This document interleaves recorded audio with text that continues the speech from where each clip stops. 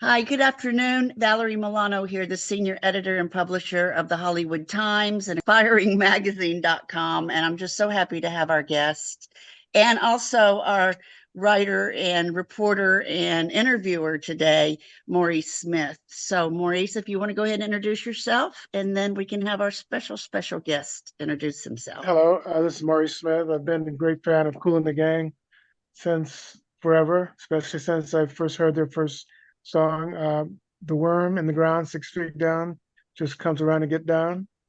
And it's an honor to meet Kool and talk to him. All right, this is Robert Kool Bell, Kool and the Gang.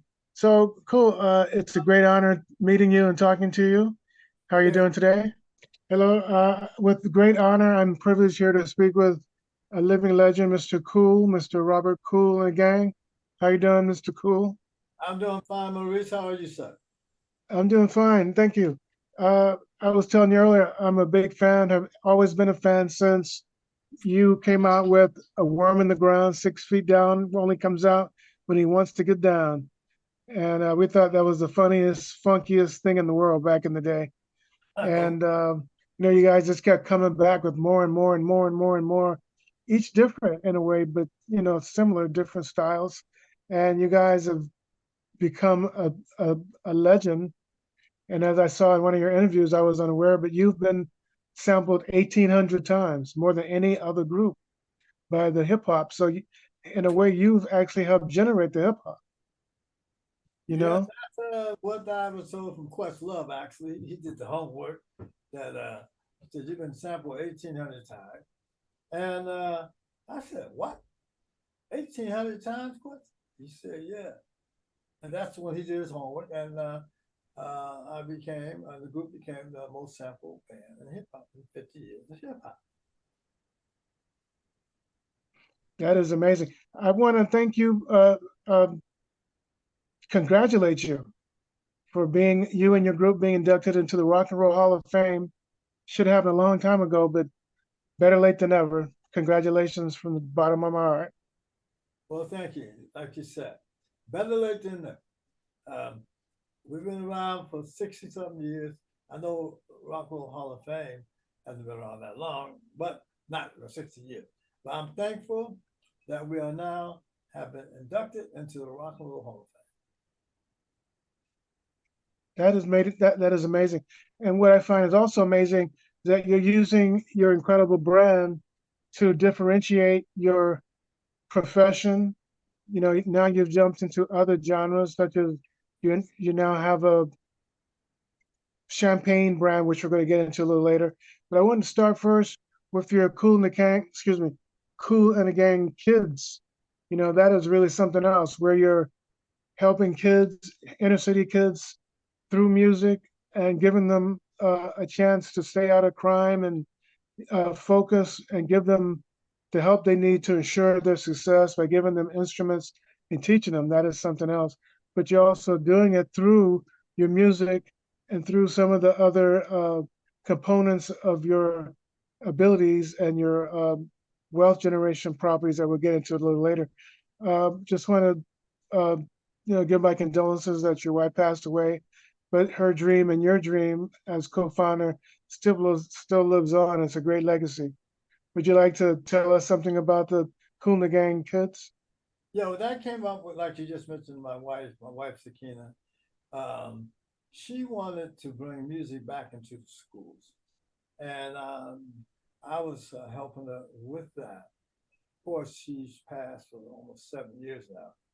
But what we're doing now, we do fundraisers at golf courses in Jersey, raising money for the kids, and we donate X amount of money to various kids and students. Like one kid needed a piano, drums, or whatever it is that they might need. We raise money for that and hope to put the music back into the school. But definitely helping the young kids that are growing up and students. When we were coming up, growing up, they had music in the schools. I remember back in Jersey, I went to the music class, and I took the violin. I said, well, let me see if I liked it. Took it home. I think it's also amazing that you now have the legacy collection. You've infused your incredible champagnes, your Le Cool champagnes or your Le Cool celebration. I looked at it; it's like a whole stable of incredible champagnes. Some infused with berries, some infused with because I used to think of champagne as champagne, but you have different things happening with your champagnes, and you've infused it with a gigantic uh, entity, a man that deals with precision, timekeeping, that type of thing. And you've called this your legacy collection. Would you like to go a little further into your legacy collection and tell people how your wines, excuse me, how your champagnes are actually fueling his uh, his watches and how he's actually helping you with the direction of the direction that you like to go with your incredible champagnes. Well, the champagne started several years ago. I was touring in France, and I had 20 shows were sold out. So the promoter came to me. He asked me, "Listen, would you like to sell the champagne at these concerts?" And I said, "No, I don't really want to do that. 'Cause I don't think my fans want to buy a lot of champagne or get a bottle of champagne from the concert. They want T-shirts and caps, stuff like that." So I said, "What I do want to do, I want to get on the shelves." And he looked at me. He said, "You want to get on what?" I said, "I want to get on the shelf, like Dom Perignon, like Cristal, Clicquot, up in Ypernay." So he looked at me and said, "Well, go ahead." How about I came up with the name Le Cool Champagne? And my partner, associate, introduced us to the Berthelot family up in Ypernay. And they became the manufacturer and the winery for our champagne. And I wanted to bring it into America with the name Le Cool because I wanted to have that Prince vibe happening, like Eddie Murphy when he came to America. Anyway, so that's how it started.